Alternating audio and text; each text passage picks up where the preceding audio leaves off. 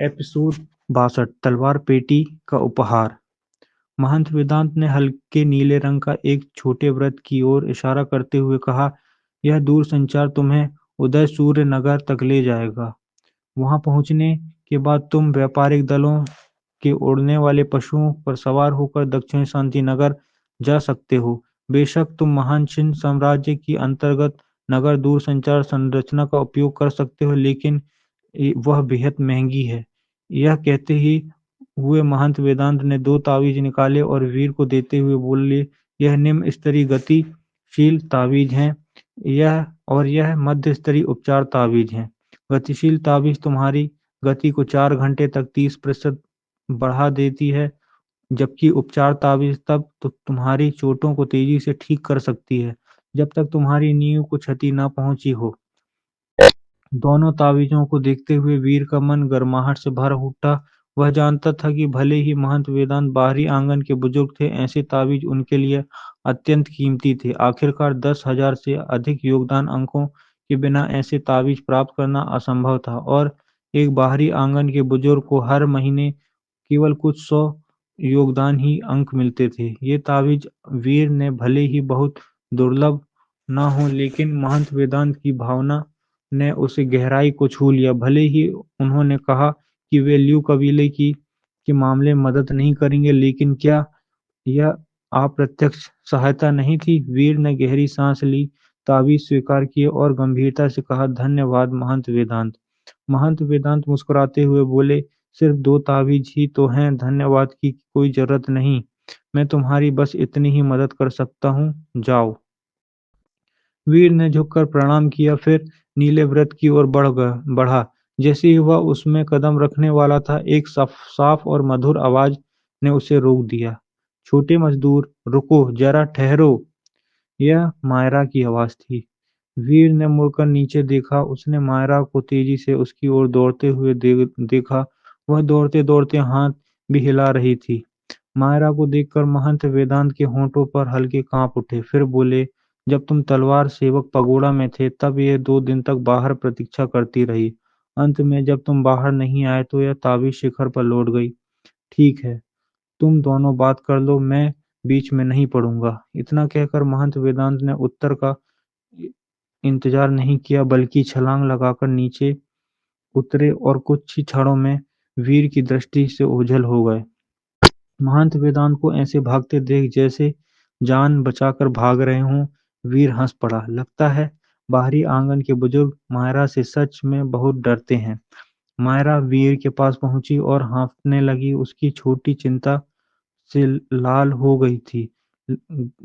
गाल सेब जैसे लग रहे थे, बेहद प्यारी। पहले शांत हो जाओ, थोड़ा आराम कर लो, मैं अभी नहीं जा रहा, वीर ने मुस्कुराकर कहा। मायरा ने घूरते हुए कहा, छोटे मजदूर, मायरा तुमसे नाराज है। बाहर आने के बाद तुम मुझसे मिलने तक नहीं आए। बताओ, क्या तुम मुझे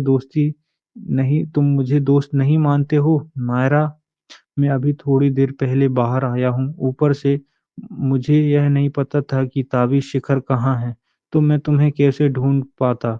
वीर ने बेबसी से कहा। मुझे कुछ नहीं सुनना, मायरा ने मुंह फुलाकर कहा। तुमने मुझे 2 दिन इंतजार करवाया, इसलिए तुम्हें मुझे मुआवजा देना होगा। तो यही तुम्हारा असली मकसद है? वीर बोला। मायरा का चेहरा फिर से लाल हो गया।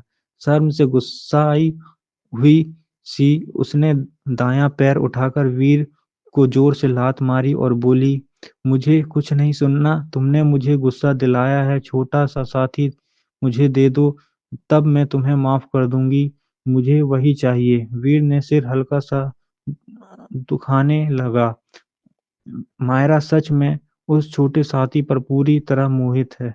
लेकिन मान लो वीर देना भी चाहे तो क्या छोटा साथी मायरा के साथ जाना चाहेगा? छोटे मजदूर, मुझे छोटा साथी दे दो ना। मैं वादा करती हूँ कि मेरे पास रहते हुए उसे ऐश की जिंदगी मिलेगी। मैं किसी को भी उसे सताने नहीं दूंगी और उसकी बहुत अच्छे से देखभाल करूंगी। तुम्हारे साथ रहकर वह खुश नहीं रह पाएगा, क्योंकि तुम बहुत गरीब हो। मायरा ने कहा। आरव का चेहरा काला पड़ गया।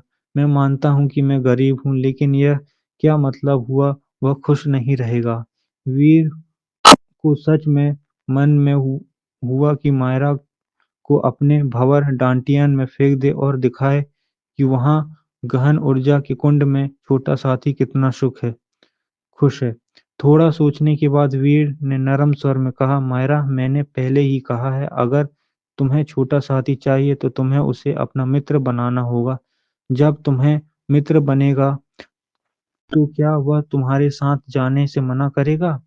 लेकिन वह तो हमेशा तुम्हारे साथ ही रहता है। मायरा को उससे दोस्ती करने की का समय ही नहीं मिलता। क्यों ना तुम मुझे उसे दे दो ताकि मैं उससे दोस्ती कर सकूं। चिंता मत करो, मैं तुम्हारे साथ अन्याय नहीं करूंगी।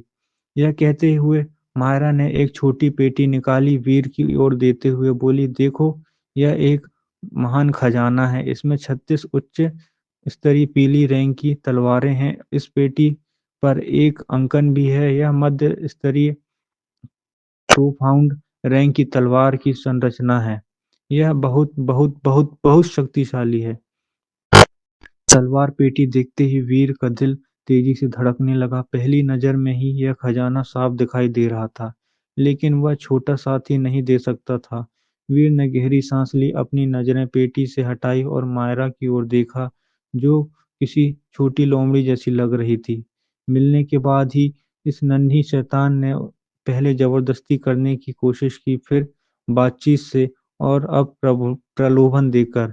यह छोटा शैतान सच में किसी भी हद तक जा सकता है। कुछ सोचकर वीर ने गंभीरता से कहा, मायरा, सच कहूं तो यह तलवार पेटी मुझे बहुत लुभा रही है, लेकिन मैं छोटा साथी तुम्हें नहीं दे सकता। वह मेरे साथ कुछ ऐसे कारणों से है जिन्हें मैं भी पूरी तरह नहीं समझ सकता, और ठीक तुम्हारी तरह वह मेरा मित्र है। मुझे ऐसे किसी को देने का अधिकार नहीं है। मायरा चुप हो गई, थोड़ी देर बाद बोली, लेकिन लेकिन मुझे वह सच में बहुत पसंद है। भले ही वह थोड़ी उलझनकृत हो, लेकिन आखिरकार वह बच्ची ही तो है। वीर का मन ही मन आ भरी प्यार से मायरा के सिर में हाथ फेरा और कहा, मायरा, मुझे बताओ, क्या तुम मुझे छोटा साथी का दोस्त बनाना चाहती हो, उसे अपना पालतू बनाना चाहती हो? मायरा की पलकें झपकी। इससे कोई फर्क है क्या? बिल्कुल है, वीर बोला। क्या तुम्हें पता है छोटा साथी मेरे साथ क्यों रहता है?